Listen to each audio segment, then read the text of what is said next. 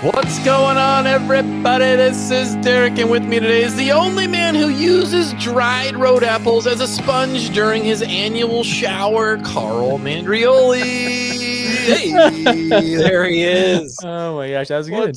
What's up, road apples? Welcome, welcome to the Backpacking Butchers podcast, brought to you by the go-to quilt by most thru hikers and Lighten Equipment. Lighten your load at enlightenequipment.com. With me today is a man who would like to thank student loans for getting him through college. He's so thankful he doesn't think he can ever repay them. Oh boy. Student loans. Yeah. College. Collegiate piece. Get it there? That's original. That's good. Yeah. We're talking about you today. We're gonna talk about you. Talking about the trip that I took. This is you. I'm excited. We're gonna dive into what you do, how you survived. I did use the word "I" in the title. I don't think we've ever done that before. Let's be honest. Well, it's kind of selfish, but whatever. I'm still here. I don't think you want to do this episode. I think you're like, all right, what's this gonna be about? Who How's cares? Carl gonna shine the light on himself again? No, I get it. You know me. I figure out a way to make this a conversation, and this will be a good one because I've got some doozies for you, doozy scenarios. Good. Yeah, I'm excited. And if you think it's too me focused, I got a story for you that's it's humbling. Actually, I got one for both of us. We're gonna humble each other here. So yeah, double humble. Okay, double humble. All right, so let's just jump in, man. What's the difference between a backpacker and a thru hiker? Well, a thru hiker is going to go a lot further probably than a backpacker. It's a PCT, a John Muir, Appalachian, whatever, and then a backpacker might be doing, I don't know, like could be anything like what we do, like 3 days, 4 days, 5-6 days, shorter mileage. Yeah. Okay. Yeah, that's pretty generally true. There's like thru hikers are pretty hyper focused on just like getting point A to point B. They're trying to crush the miles and move as efficiently as possible. Like they still enjoy the scenery, but they're not doing things like campfires and there's no pots and pans, probably. There's some pots and pans, but they're not doing like backcountry bocce ball, like that kind of stuff, right? They should keep morale up. I don't think they have the ability. I don't think that they're so hyper focused. They're just like, I just got to make it there, right? No time for fun, just time for hikes. The fun is the hike, and that's fun for them, and that's fine. But it's definitely two different things. So, so what we're talking about today is like a thru hike, a shorter one. It's a 160-mile loop around the Collegiate Peaks in Colorado, and it's the first thru hike that I've done in 26 years since I did the John Muir Trail getting out of college. So, yeah, that's kind of what this is about. This is what happened back in July. All right. Okay. Bible verse of the episode. Proverbs 1:5. Let the wise hear and increase in learning, and the one who understands obtain guidance. If you want to increase in learning and be wise, who should you be listening to, Derek, in your life? Not you. I would say, who am I going to be listening to? I guess I would. I mean, I feel like there's certain. It's tough. When I was younger, it was my grandpa. You just look for those people that seem to conduct their lives in a. I don't know what the word is, like a good, and just like a good way. I'm trying to find people who are smarter than me, Okay. Is that hard to find? It can be at times, yeah. I mean, I feel like I know some people that are pretty good with it, but just try to extract the nuggets. Okay. Like I would say you're very wise with the outdoors and hiking, even though you make a lot of mistakes. But I don't think so. Just listen to our podcast. I don't know. I still value some. It's a blessing in my life here. Yeah, I mean, I still value like 10% what you say. So I mean, I try to extract that 10%, hold on to it. Yeah, apply it. It's good. And I think that as a result, people are gonna be like, all right, what does he really have to offer here? We're gonna take this with a big grain of salt. So guys, it's not a lot, but you know what? Try to find like a nugget. I'm gonna do the same. Right. You know what I mean? Well, I tried to learn from the guys I was going with. I went with a few other guys, and we even had like a spreadsheet with the different gear we bring, and I was trying to shave weight every which way. And so I'm just looking for people who tend to know more than me about the stuff. And anyway, okay, here we go. Let's just jump in here. Okay. So I got to give you the stats to kind of clarify what this title's about. So. So 26 years ago, I did the John Muir Trail, and I averaged about 14 and a half miles per day with 2,900 feet of elevation gain per day. So 2,500 elevation a day. 29, yeah. Or 29, sorry. Yeah. 14 miles? 14.5? 14 and a half, yeah. Okay. Collegiate Peak, so 26 years later, I was able to average 16 and a half miles per day with 3,700 feet of gain per day and finish faster in the day. We're finishing earlier in the day. So for the most part. All right. Okay. So I've got three tips for why this was able why we were able to pull this off. So, Derek, do you have any predictions about what these 3 tips are going to be about? Pack weight. Okay. I think you're just more knowledgeable about ultralight and what that is and how it can be beneficial. So I'd say pack. Well, I guess that kind of goes with pack weight, right? It does, yeah. I keep thinking about your body and the injuries. I mean, maybe I'm way more broken down now. you're way Hold more. on. That's what I'm saying. Like you're way more broken down, and you went the same route or similar route. Like, are you saying is a collegiate peak the same route as a John Muir Trail? It is not, strangely. Well, I mean, you're using same of the same. Never mind. No, you're not gonna get what I'm saying. I'm trying to think of what else. Maybe you just knew how to. I don't know. Like how to walk better, maybe. Like like you're just like an old cripply man. Like so, I'm impressed already that you went 2.5 miles further. That's impressive. Okay. And I mean, it's not the mile, but like the elevation, 1,200 more feet of elevation. Yeah, Or what like is it? 800 more, but close. 800 more. Right. 1,200, 800. I mean, and there were days it was like, yeah, over 5,000 feet of gain. Did There you were some just massive pack? days. Did you pack more intentionally? And I don't mean just ultralight. I mean like, did you try to dial in the food and you just didn't like bring a big old bag or whatever? Like, are Yeah. you dialing in the food more? Yes. Okay. So you're focused on the pack weight, which was probably the number one answer for sure. Like I was able to pack so much less. So What about what you're wearing? You had to leave out stuff too. yeah, I mean, I was leaving out things like stuff sacks, like stuff sacks for sleeping bags and pads and things like that. We've gone over some controversial ways to be ultralight, so you can kind of revisit that episode. But I am putting out a video on Wednesday this week, which is gonna just tell you exactly what was in my pack, and not just what's in my pack, but also what's missing from the pack as well. So if you want to know, but basically, I was able to keep my pack weight under 18 pounds for the duration, and then after the halfway point, I think it was under 15 pounds. So where we were able to resupply, and so that was number one. Okay. All right. Number two, this one we've talked about for years is I use trail runners over boots. So boots. Okay, I didn't know you wore boots the first time. Yeah, well, it's 26 years ago, man. I mean, that's a huge one.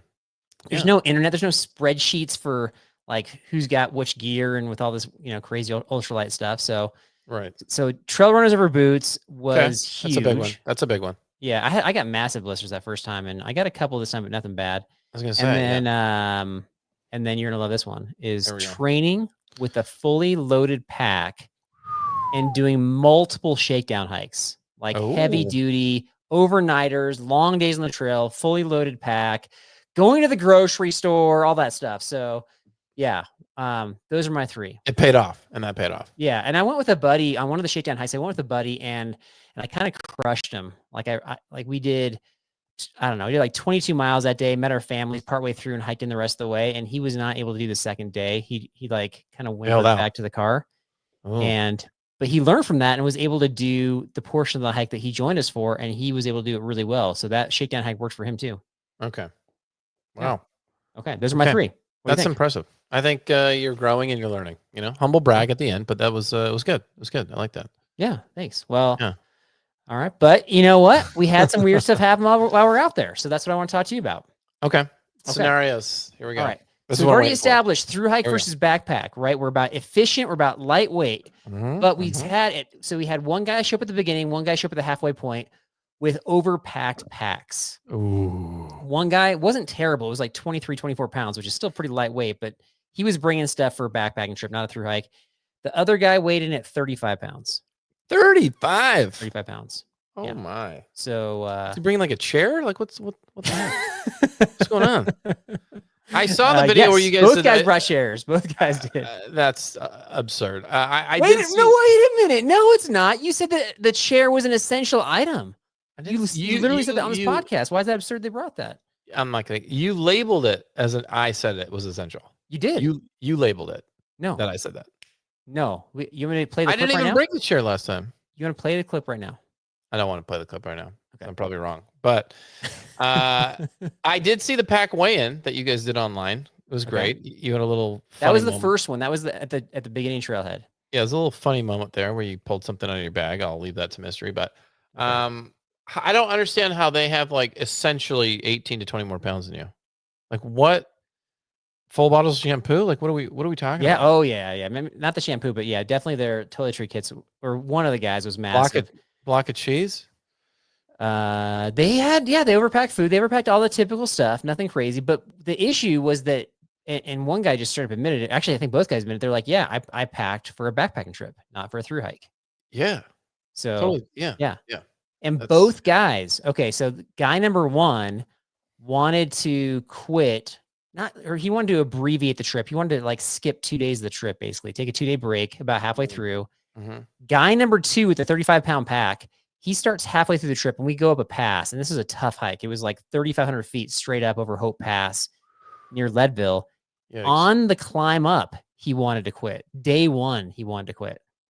Okay. You just go back home. Go back the other just way. be like, I can't do it. I'm going to go back home. But credit to both those guys. Both guys made it for the duration of the time that they had allotted. But my question to you is like, so what do you do with that? So they're packing for backpacking. You're going on a thru hike. Are you yanking stuff out of their packs? No. Okay. I think here, this is like a big thing for you, right? Like, this is something you wanted to. I've been wanting to do this for years. Correct. Right. So this is a check it off the list kind of thing for you. I think you have to stay the course. So like, you've done the prep. You've probably, I assume, told them like what to expect. This is where we're going. Yeah, everything, itinerary, blah, miles blah, per day, blah, all blah, that stuff. blah, all that stuff. I think at that point, if they still are 20 pounds heavier than you, it's like, if they want to bail, then they bail. Okay. If you end up going by yourself for a chunk, then you go by yourself for a chunk. It's like, this is your dream, right? So you're not yanking stuff out of their pack. Dude, I don't know, because it's just, I mean, okay, let me change the question. What's the scenario? Because we talked about this for years now. What's the scenario where you're going to yank stuff out of somebody's pack at the trailhead? If it's day one and they want to turn around and go home, nothing. No. I'm just saying, like, we're at the trailhead and you see somebody who has an egregiously overweight pack, and you're like, you know what? Not today, buddy. And you yank stuff out of his pack. What's that scenario? How does that go down? I feel like if I'm going to jump into your psyche, you're I want you to take something. I would never be in this pack. scenario. I would never be in this scenario. This would never happen. I'm not going to be at the start of a 160-mile trail that I have a dream. Any hike. I'm just saying any scenario. Yeah, but a 3 or 4 day hike is totally different than 160 miles of 10 days. So, I don't know. I think it would be like let's say we get to the trail and we're all there and it's like we're all like 20, 25, 30 pounds, and then somebody just shows up. It's not Rocky, because we know Rocky can do it, but the guy has like a 60-pound pack. Okay. And then it'd be like, dude, this is going to be a challenge. I think it's really like, can we talk about what we can maybe remove out of this pack? Because it's going to be a lot on your body, and it's going to be a lot for somebody to like take some of this weight. So you're not going to like keep eye contact, firm look, and just start grabbing stuff out of the person's pack. I'm going to have a conversation. Okay. I think it would be like, look, this is best for the group if you remove some of the stuff out of this pack. Okay. Because the odds are, right? Correct me if I'm wrong. The odds are you are going to have to end up giving some of this stuff to us, right? And then I'll go personal. Like, look, my first time I brought too much. Carl even had me take stuff out of my pack and throw it back in the car, and I still had too much, and I still had to give them stuff, and it made everybody's trip harder, right? So I just wouldn't want you to be in that scenario. So I think I would try to do something like that. That's good, man. That's like a wise way of saying it. I like that. Well done. Hopefully. Okay, pass it. Okay. Check. All right, check. You can write that down. All right, harder scenario. And by the way, this is gonna play out in a different scenario later. Is the overpackedness of things here? But next scenario, we're hiking down the trail. We're hiking down a mountain pass this time, and an aspen tree has fallen down and is like diagonally going across the trail. It's kind of like making like a triangle with the trail, if you can imagine that. And it's a pretty big aspen tree. Okay. Somebody's laying on the aspen tree, laying there. Okay. Just as you guys are walking by, there's as we're approaching, just taking a break. And so, and as we get close, they're not moving. They're not moving out of the way. So I asked, like, hey, are you doing okay? He's like, yeah. And before you go on, this is on the trail section, so you'd have to go around. You have to climb over him. There's nowhere else to go. No, it's like we're going down a mountain pass, so it's like steep hill on both sides. So yeah, I mean, there's like you're kind of pseudo climbing over the guy. So he's not moving. He's not making an effort. He says he's okay. Then get out of the way, dude. So you tell him, like, please leave. I think okay, if I'm trying to picture this correctly, like it'd be awkward to like bushwhack off to the side. You could, but you don't really. It's gonna be more challenge. Like that's not really what Yeah, people you're are not gonna doing. bushwhack. 'Cause, I mean, the tree's still going up the hill and down the hill. So either way, so you want to stay on the trail, but he's laying on the tree, Yeah. right on the trail. Yeah. I'm gonna say something. Yeah. What are you gonna say? I'm gonna say I don't know. I'm gonna say it's just one guy. Yeah. I'll be like, Wait, you think there's 2 people laying on the tree? That's I that's don't know. kind I of don't a know. crowded tree there. Maybe his buddy's off to the side or something. I'm like, hey man, how you doing? You feeling good? Oh, you're feeling good. Okay, hey, you mind if we get a little room to get all this gear over here? We got a lot of junk in the way, man. All this gear. Can you mind if can you give us a minute to get by it, and Yeah. then you can go back to chilling and blah Right. blah blah blah. I think I don't know. I'm gonna say something like that. Okay. What'd you do? What did you do? Well, I tried to make a joke about it first. I was like, "What is Oh, this like no. one of those like you shall not pass Oh scenarios?" no! Oh And then no! and then he's like, "No." I'm like, "Are you charging a fee here? What's going on here? Charging a fee?" No. Like not humorous. So I just climbed over him. What do you mean you climbed over him? Like you Like straddled? stepped over his body to get to the other side. You straddled the log and him and got over with your Well, pack? yeah. Like, how And did that work? maybe you're not picturing it the right way. I'm not like in contact with him. I'm not skin to skin with him. I'm just stepping over him. He laid on the tree while you climbed over him, Yeah, pretty much. over his body. Yeah. It was more by his feet. It wasn't like I was stepping over his face. And then he proceeded to stay there while everybody else did the same thing? I mean, I was with one other guy who also stepped over him, and he stayed. Correct. What? Yeah. I know. We haven't seen that before. That's new. That's weird. Yeah. Other thing. Okay. Next scenario. Huh. So this happened multiple times where people aggressively come into our camp. The first time it was a girl, and it was like 5:30 p.m. So it wasn't like terribly late. And she just walk in. Charges into our camp. Is like, hey, do you guys mind if I camp with you tonight? I don't want to camp alone. So, and I mean, like borderline, like unpacking her backpack before you've answered kind of a thing. Not really, but just aggressively doing that. How do you handle that person? Oh, like single woman, 20s. Charges? We got 3 guys in their 40s, old and crusty. That is so weird. She would ask. That's weird. She would ask that. Yeah. And it was not the only time this happened. So I don't know if this is part of the thru hike experience, but it was just like I have arrived and you will adhere to my demands. So how do you handle that? I mean, it's awkward for sure. Yeah. Do you give her the old speech we usually give people? Like, yeah, I mean, it's like no problem. We're usually pretty loud and obnoxious though, but we got some snore. Like, do you try to deter her with like, we snore, we're loud, and go that route? And if they're still okay with it, then like, I'm asking what you would do. I'll tell you what's going to happen, but I think it would explain how loud we can be. So you don't want her there. You want her to go away. I'm going to try to deter her and hopefully hope that they get the signals. So I'm going to be like, yeah, we got like a couple of snores in here. We're like really loud and obnoxious. We're going to be playing games and we're going to, well, I shouldn't say games. That sounds like fun. And then we're just going to be loud and blah, blah, blah, blah. I don't know if this is really the best idea, but it's up to you, you know, like what do you, I mean, so kind of passive aggressive, you're saying? Yeah. Like indirect. That's passive aggressive. Like, this is what we're doing. Like, do you really want to be here? You know, man, I was so proud of you for how you handle the overpack dudes and like how you take away after somebody's pack, and then you just went and became a snake, and you're like, so like now. Well, I don't know if you really want to do it. Like, I've got really bad gas, and people tend to smell from miles away. What did you do? Don't tell me you were direct. Or you just like, no. No, like, okay. So first of all, I was kind of taken aback. And when I get taken by surprise, I'm not great at reacting. But I know we didn't have our typical backpacking crew, so we weren't loud, and we were kind of pretty chill at night. We're pretty wiped out from hiking, and so I was like, yeah, whatever, just find a spot. You're welcome. I mean, I get that in the sense of like maybe you guys were so tired you didn't give a rip, right? So yeah, so I didn't care. I just was like, this is weird, and like the kind of the ironic part was that she was writing. She's like a freelance writer writing for the Denver Post, which I think is a newspaper that still exists somehow. And she was writing on like the safety of women hiking alone.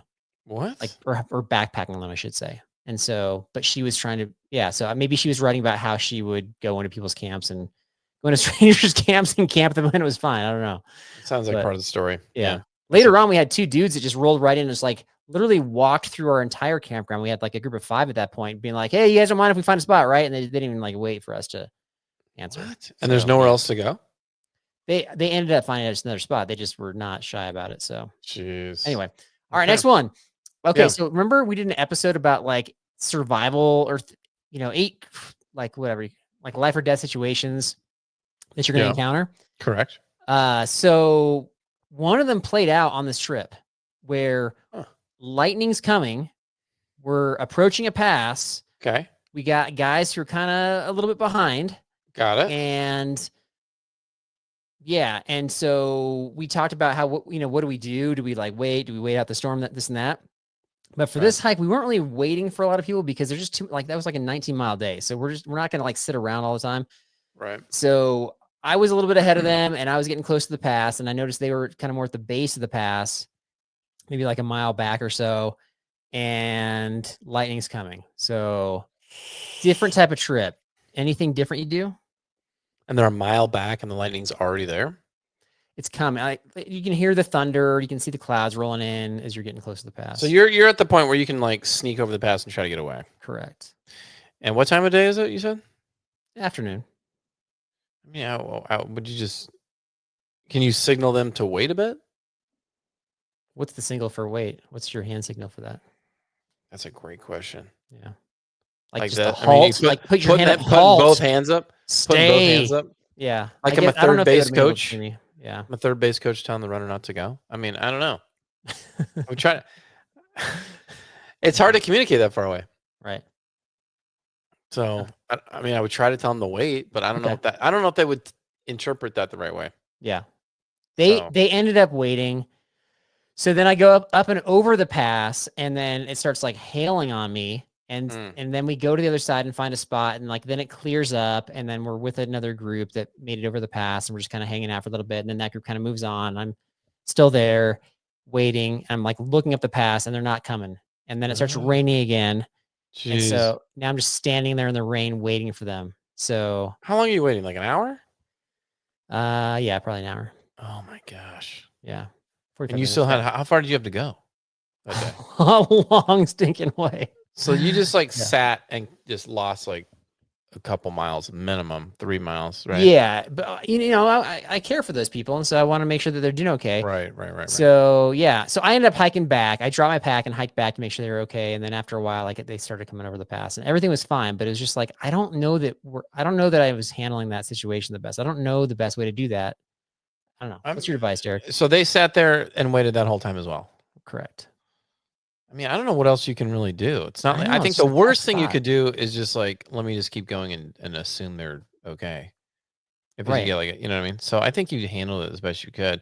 Again, too, it's like, how far do you really want to go down the mountain too? Because you may have to go back. Yeah, these guys aren't coming. Like something happened. I gotta go. Yeah, I go find them. So I think you handled it good. Okay. I'm gonna say thumbs up. Okay. I'm say A minus. A minus. Okay. Yeah, it was that day was weird because it was like we were staying high. So it was like, we're hiking a pass over pass over pass, and we're not going down below tree line until the very end of the day. And so it was just, just had to go for it. That's a lot. How many passes are we talking about? Like 5, 6? Yeah, something like that. Wow. Probably 6. They weren't like there was like one massive climb. I mean, they were like medium climbs, I guess. It wasn't like what I was describing before. So it's not like super up and down. Right. Okay. Right. Okay. All right. This is a scenario that I actually created on the trip. And so I'm curious how you would have handled this one. You created the scenario on the trip? Yeah, sort of. So it's kind of, it's the same day. And this going up over those 5 passes or whatever was pretty tough. And the trail was like really rocky. It was beating up our feet. You just had like whatever, blisters, foot fatigue, whatever you want to say. Right. Okay. And one of the luxury items that one of the guys brought was Crocs. Oh, so no. Okay. he carried his Crocs over all those. And he made a comment about how beat up his feet was. Okay. So we get to camp and like, we've all had a tough day. That was probably my toughest day. And I just look at him. I was like, hey, can I borrow your Crocs? So if you were him, would you have lent me the Crocs? I mean, and he loves his Crocs probably too. Yeah. Oh yeah. He's carried him the whole time, and his feet are beat up. He expressed that to people. Then you're just Said it kind out of loud. then are you the jerk for asking? Yeah. Oh yeah. Knowing that, I think I would be like, you know what? No. I asked nicely. Like I revealed later that I was just that I wasn't really asking for Crocs. I was just curious what he was gonna say. So I'm curious what you would have said. I would have been like, yeah, for how long? Oh, How long do really? you need them? Yeah, how long do you need Yeah. them for? Yeah. I don't believe that. I don't think you'd let me the And then you're gonna be Crocs. like the whole night. I'd be like, I wouldn't have said that. I was like, just for like a couple of hours. The whole night? Like when I'm gonna sleep with them? I think I would put it back on you. Like, how much of a jerk will this guy actually be? Oh You my know? gosh. Okay, so Let's come back to you in the morning. That'd be you. Let's I come back thought to you in the for morning. sure he was gonna reject me, and he's like, oh man, like you've helped out so much of this trip. Like, of course you use my Yeah. Crocs. Oh, I was dude. like, so I was so thankful, but I was like, I don't want your Crocs. Like you've earned the use of them. I just was curious what you're gonna say. So, but I don't think you would lend them to me because I go back to like a previous season where I was telling you how like I had run out of hand sanitizer, like those mini bottles. yeah, I know what you're gonna say. I know where we're going with this. Yeah, and you're like, I got a bunch of them. And I was like, really? Can I have one? Like you said, I had a bunch of them at home. I was like, can I have one like for the next trip? And you're like, no. And you're saying that guy is also going to lend Crocs when all he wants to do is put the Crocs on. Thankfully, your feet are a lot bigger than mine, and you know, dude, I don't know. Maybe I'd like to think that I've grown since then, but fair point. you know what I mean? Okay. I Well, let me ask you again then. Can I have one of those hand sanitizer bottles? I One don't of your actually. extras? I don't have those anymore. Why not? The You 1 throw ounce. away? It was the 1 ounce ones, not the 2 ounce that you buy in the store. Where are they? I don't know. I had 2 of them. Why were you hanging on them so tightly?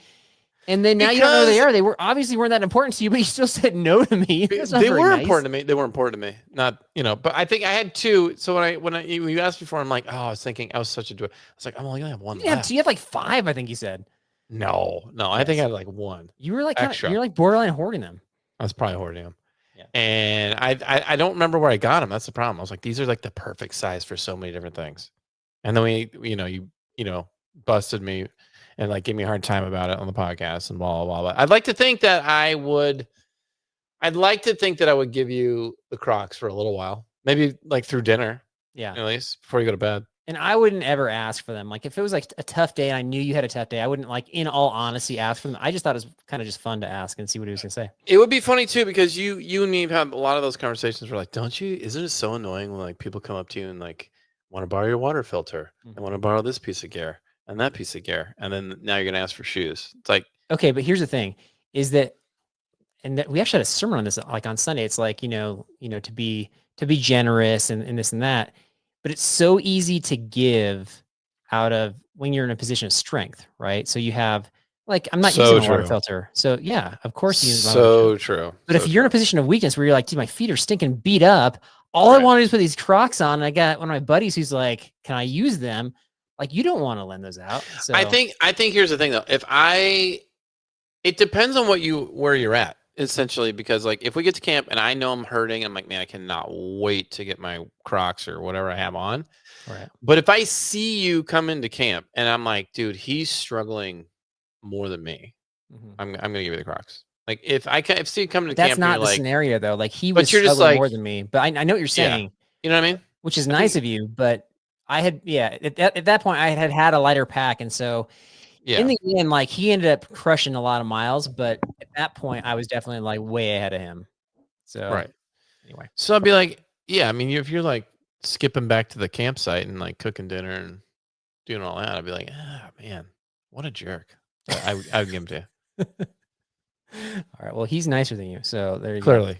Okay. All right. Those are my scenarios. We didn't have anything like super crazy or weird happen, but just a few things. We met some characters out there, and so how many of you did the entire loop without skipping? Yeah. So there's 3 dudes. I'll call them out. So there was Jason from Idaho, and then there was Nathan from Indiana, who used to live in Colorado. So we did the entire loop, and then we had my buddy Jared meet us day 5 with his massive pack, and then my buddy Eric meet us on day 7 or day 8, I guess, which was the really hard day. But everybody made it through to the end, and it was we had a good time. But what's crazy, we had a ton of people sign up for this, Yeah. and we had a ton of people cancel, and they were all for legitimate reasons, including one guy who, another guy named Jared A from Ohio. I got to give him a shout out. He did like a ton of the planning on the trip, and he like trained, got super fit, and was just like ready to go for this trip. He actually came to Colorado, I think like a week early with his family to do a family vacation just so he could acclimatize. And he had to cancel day of the trip because he had like an unfortunate life event happen back home that he had to go back to. So felt so bad for him. But yeah, we're in a time of life, man. We're just people are bailing, but for legitimate reasons. I just felt really bad for folks. Yeah. I'm glad you get to do it though, finally. I'm glad you get to do it. I invited you to do a section of it. Do you regret saying no? Maybe slightly. Okay. Maybe slightly. Yeah. It would have been a different trip. I'm not doing one of these for a while, but I think you'd. Yeah. I'm glad that you got to check it off and do it. And then it went even better. And it's got to be a confidence boost for you too, being older and doing better. Yeah, it wasn't sustainable. Like, I don't think I could have kept on doing those miles. And like at one point I was like, dude, I'm getting harder into the trail and this is amazing. And then by that, like that day that I was describing over the past, I was like, dude, I'm actually really wiped out. You're like, are we done yet? That was kind of, yeah. Oh my gosh. Correct. Wow. So, well, I'm glad anyway, it was a success. So if you want to find out what's in my pack and kind of get some tips and tricks for how to have a lighter pack, whether you're through hiking or not, like I said, I'm gonna have that video out on Wednesday. You can check it out. And we got our pack weigh-in videos coming out on Instagram and YouTube, so you can check those out too to check the evidence. But I got collegiate trivia coming up right after this. All right, my friend, collegiate trivia. So yeah, themed after. I'll probably be pretty bad at this today. You're like a couple trivias ahead of me at this point, so I don't feel bad. Number one, Wichita State is a college with relatively recent success in basketball. Wait, what state? Wichita State. Wichita State is a college. A college, yeah. I'll repeat the whole question for you. Wichita, Kansas. Okay, I haven't asked the full question. Which state is it in? A, Kansas, B, Nebraska, C, Tennessee, or D, Kentucky? Kansas. Kansas is correct. Well Boom. Boom. All right, number two, which university's mascot is named after a type of tree? A, University of Maine, B, Indiana State, Hoosiers. C, New York City Junior College, or D, Rich Kids College of 90210? Beverly Hills 90210. Correct. What was the first one? University of Maine. Aren't they like the Arbolists or something? I don't know. And then you have a junior college? Why are you throwing junior colleges in there? That's so unfair, and you know it. Okay. Isn't that what it is? What junior college is this? It's the New York City Junior College. New York City Junior College or Maine? Or Indiana State. Or Rich Kid College of 90210. Indiana State, because Indiana is the Hoosiers, right? So Indiana State. Yeah. I'm gonna say Maine. Maine. Good try. It is Indiana State. They are the Sycamores. And Larry Bird played for them, so I thought you'd know that one. I didn't know that. No. And New York City Junior College is not a university, so that would not even qualify anyway. It seemed ridiculous, and you clearly made that up. So I did make it up. You're right. Okay, number three. Yeah. For the win or the loss, which of the following college fun facts is simply not true? All right. A, Princeton holds a mandatory freshman snowball fight. B, Stanford is one of the largest campuses in terms of land size in the United States. C, the University of California system has the most Nobel Prizes associated with it. Or D, Mexico City University has more graduates than the entire state of Mississippi. Dude, what are these questions? These are fun facts. Like, these are amazing facts. You would rip me a new one if I gave you these questions. Well, these are ridiculous. For sure. I'm trying to replicate your awesome trivia. These are ridiculous. Okay. You should have known the first two, so that's why this is a. I shouldn't have maybe known the second one. I should have known the first one. Okay, so we have Mexico City more graduates than Mississippi. Yeah. Like the whole of Mississippi? The whole state. So any college or university in Mississippi, if you add up all the graduates. That seems a bit much. Mexico? You said Mexico City? Mexico City University. One university has more graduates than single university. All of Mississippi. Yeah, I don't want to help you with this one, but yeah, correct. I'm gonna say that's not true. Okay. Mexico City University does not exist. That is correct. You pass trivia. You pass collegiate trivia. Well done. So ridiculous. Yeah. And by the way, the University of California system has the most Nobel Prize associated with it. I went to University of California, Irvine. As did I. Yeah. For a time. So if we're nominated for the Nobel Podcast Prize, we will gladly accept. Yeah, Just we will pad that stat a little bit more. Yeah, there you go. All right, so we got okay, couple tidbits. I mentioned the embarrassing things at the beginning. You want me to go first? You want to go first? No, you please. Embarrassing things? Me being embarrassing? Okay. So I went out to California recently, Central California, family trip, and we went through TSA. And right. Yeah, and my son's backpack got confiscated. And, the whole thing? Well, yeah, they had to it's going through the detector thing, and they're like, we got to search this. Yeah, I've been there. I've been there. You've been there? I've had my bags confiscated. Well, what did they find? It was because I had a lithium, portable charger that You're allowed to have that on when you're going through TSA. Not in a different country. I wasn't. Oh. And I didn't even think about it. So they took it. Gotcha. So some countries ban batteries. Kind of, yeah. And it was all carry-on. So I don't know. It's weird. But that's like a reasonable mistake. What they found in my son's bag was not. I don't think it's reasonable. So so I'm like, what did you put in there? Like, he packed his own bag. He's a teenager, and so what's that? Was it a knife? Okay, that's a good guess. I don't know why he'd have a knife. I don't think he owns one, but no, it wasn't a knife. It was something more ridiculous. More ridiculous. So they pull out like a full jar, unopened, full jar of pickles. Okay. Then they pull out a full container unopened of ketchup, large size. Full container unopened of mustard. What? Yeah. That's why? That's why being a parent is humbling, folks, right there. So I was looking at him like, why do you have those in your backpack? Why? You can get a teenager. Yeah, you can get that where you're going. Yeah, so he had packed the backpack for one of our resupplies on that Collegiate Loop trip. And then when he's like packing up, he put that stuff in his backpack. But then when we went to pack for the trip, he didn't like empty out the backpack. He just like piled things onto it. Wow. So we also found like a whole package of tortillas when we arrived. So pretty crazy. Yeah, that seems. So there you go. Embarrassing, humbling moment. Okay. Did the TSA guy? Did the TSA guy look at you and just be like, "What? What a horrible." I feel like we had one that didn't have a sense of humor. I'll be honest. That's never fun. Yeah, I don't feel like a lot of them have a sense of humor. They don't. Yeah, they're not really fun. Like I don't know but part of me is like, are they doing their job so much that like this is not that surprising anymore? I'm gonna say yes. Yeah, so I don't think that's big of a deal. He's like, we got to throw this away. I was like, that's fine. They probably find some weird stuff in there. Yeah, I'll ask him next time. Okay, do it.